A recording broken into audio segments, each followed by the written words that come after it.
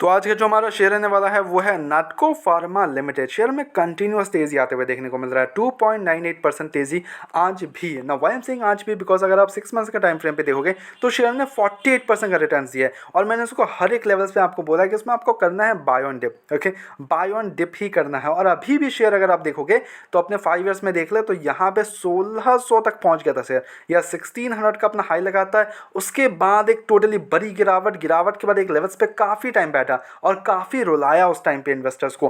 But उसके बाद जो मूवमेंट आया है, ये continuous movement, now this is kind of strong movement आते हुए देखने को मिल रहे हैं। और शेयर में यहाँ पे फिर से वो 1600 का जो टारगेट्स थे वो हिट होते हुए देखने को मिल सकते हैं। और अगर उसको ब्रेक करता है 1600 को, देन हमें एक नया हाई बनाते हुए देखने को मिल सकता है शेयर ना। अब इस लेवल्स पे आपको करना क्या है वो थोड़ा अंडरस्टैंड करते हैं। कंपनी के फंडामेंटल्स पे थोड़ा नजर मारेंगे, थोड़ा सा रिजल्ट्स में नजर मारेंगे, थोड़ा इन्वेस्टर्स पोर्टफोलियो में नजर मारते हैं हर एक चीज़ में। और आपको करना क्या है मैं आपके साथ पूरा वो शेयर करूंगा, तो प्लीज़ वीडियो में अंत तक बने रहो, चीज़ों को अंडरस्टैंड करो। तो बिना किसी देरी के we will directly dive into the companies fundamentals है एंड रिजल्ट्स है। तो सारे फिगर्स हैं, हाँ ऑब्वियसली करोर्स वगैरह में होंगे जो भी रिजल्ट्स है। सेल्स की बात कर लें तो क्वार्टर 4 के रिजल्ट्स तो ऑब्वियसली नहीं है, बट क्वार्टर 3 के जो रिजल्ट्स है वो आ चुके थे। तो वो 475 करोड़ से 647 करोड़ एक ठीक ठाक जंप है, बट उतना बड़ा कोई जंप नहीं है। या नेट प्रॉफिट भी अगर आप देखोगे तो 132 करोड़ से 151 करोड़ जाते हुए देखने को मिला। तो यहाँ पे अगर आप देखोगे तो रिजल्ट्स उतने खास नहीं थे क्वार्टर 3 के।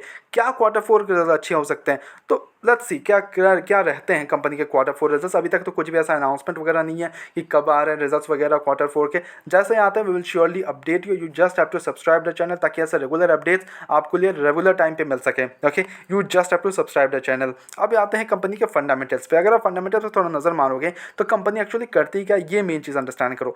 नाटको Pharma is a vertically integrated research and development focus pharmaceutical company, okay, engaged in developing, manufacturing, marketing complex products for niche therapeutic areas. Okay, Natco Pharma has established its presence in all three business segments: finished doses formulations, which is FDF, active pharmaceutical ingredients such as API, and contract manufacturing business as well.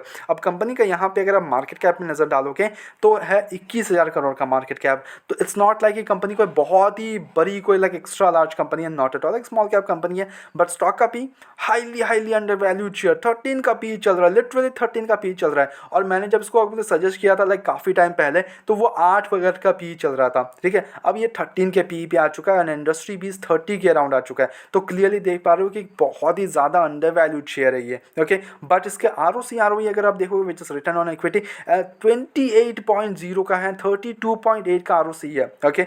यहाँ पे बहुत ही शानदार ROE है। यहाँ पे अगर आप डेप्ट की बात करोगे वो डेप्ट ना के बराबर है, 261 करोड़ का डेप्ट है, विच मेक्स डेप्ट इक्विटी टू 0.03। यहाँ बैलेंस शीट में आओगे कंपनी के तो 8,614 करोड़ के रिजर्व है कंपनी के पास। तो डेप्ट के कारण फेलियर के जो चांसेस है ना वो ना के बराबर हो जाते हैं। और जो भी इनका फोकस है ना वो ग्रोथ पे ही है अभी भी, ओके।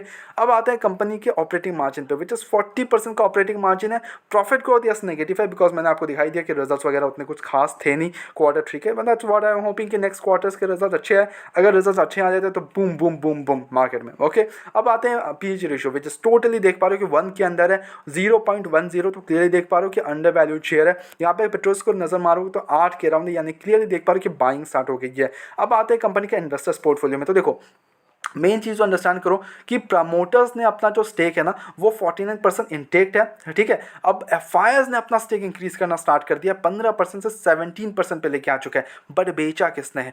बेचा है हम और आप जैसे रिटेल इन्वेस्टर्स ने, 29% से 27% पे आ चुका है, ठीक है। तो यहाँ पे पब्लिक ने अपना माल घटाया है, बट एफआईआईज की एंट्री हो रही है, समझ रहे हो बात को। तो एफआईआईज कुछ ना कुछ जानते हैं जो हम नहीं जानते। क्लियरली देख पा रहे हो कि काफ़ी टाइम से एक शेयर बैठा हुआ है, तो ऑब्वियसली एफआईआईज उसमें इंटरेस्ट ले रहे हैं, अंदर कंटिन्यूसली बाइंग देखने को मिलती है। तो एफआईआईज का स्टेक अगेन वहाँ से गिरावट में आया था, यस 17% का स्टेक पहले भी था। उसके बाद ऑब्वियसली बिकवाली हुई, 1600 तक चला गया था शेयर, वहाँ से फिर बिकवाली होती है, फिर 14% पे आज होता है, फिर 15%, देन 17% अगेन। तो यहाँ पे फिर से मूवमेंट्स आते हुए देखने को मिल सकते हैं। जो नेक्स्ट टारगेट रहने वाला वो ऑब्वियसली 1600 का रहने वाला है हमारा, ओके।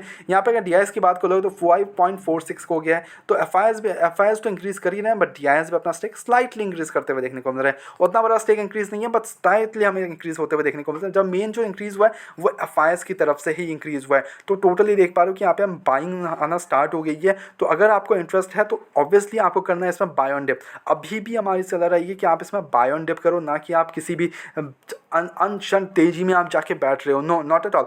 गिरावट पे आता है शेयर, बाय सम। गिरावट पे आता है आपको किसी भी रीज़न से, बिकॉज ऑब्वियसली मार्केट में काफ़ी अनसर्टेनिटी है, तो यहाँ पे अगर डालना भी है पैसा तो लाइक 10 to 20% डालो, देन अगेन गिरावट पे आते हैं, देन अगेन 10 to 20%। इससे क्या होगा कि आपका एवरेज प्राइस भी डाउन आता जाएगा, और जब भी शेयर मूवमेंट्स पे आएंगे या फिर मार्केट लाइक रिकवरी आता है तो वहाँ पे काफ़ी ज़्यादा आपको मूवमेंट्स आते हुए चांस देखने को मिल जाएंगे। ओके, तो वो कुछ आप अपने स्ट्रैटेजीज बना सकते हो। At the same time now जो नेक्स्ट टारगेट रहने वाला है वो ऑब्वियसली 1600 का रहने वाला, जो कि प्रीवियस टारगेट्स है। अब प्रीवियस टारगेट्स कब हिट हो सकते हैं, तो देखो यहाँ पे तो मूवमेंट्स ओके हैं, काफ़ी बढ़िया लग रहे हैं मूवमेंट्स, अभी कोई भी डाउट नहीं है। बट ऑब्वियसली कोई भी शेयर हमेशा ऊपर नहीं रह सकता, तो वो भी ऑब्वियसली थोड़ा अप्स एंड डाउन दिखाएगा, तो आपको खरीदना है डाउन में, ना कि तेज़ी में आप खरीदने जा रहे हो। ठीक है, अब यहाँ पे जो नेक्स्ट टारगेट्स वो ऑब्वियसली 1600 का रहने वाला। अगर 1600 को ब्रेक करता है then we will do it again shuffling and all. तो हमें फिर से हम रीएवैल्यूएट करेंगे कि क्या करना है क्या नहीं, 1600 को और कितना होल्ड अप कर सकते हैं, वहाँ पे फिर आपके पैसे बन सकते हैं। ओके, तो इस लेवल्स पे yes no doubt buy on dips करनी चाहिए। अभी भी share is fundamental strong, results okay, थोड़ा अप्स एंड डाउन्स है, but it is still strong company, इसमें कोई भी डाउट नहीं है।